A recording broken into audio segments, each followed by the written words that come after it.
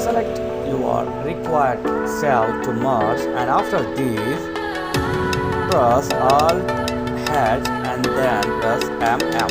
That's it. Now you can see your cell is merged. I'll show again, don't be confused. Just select the your required cell, and after that hold the Alt key, press H and use the other key. Both will change it now. After get it, now just press M and M. That's it. Okay, this is clear. Select it, Alt H, use the keys and then press Shift and M. That's it. Now your cell is merged. And how to unmerge? Easy.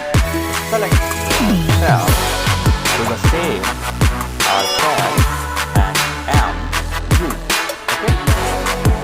So okay, to unmerge press Alt H, with the key, press M and then press U. And now it's unmerged.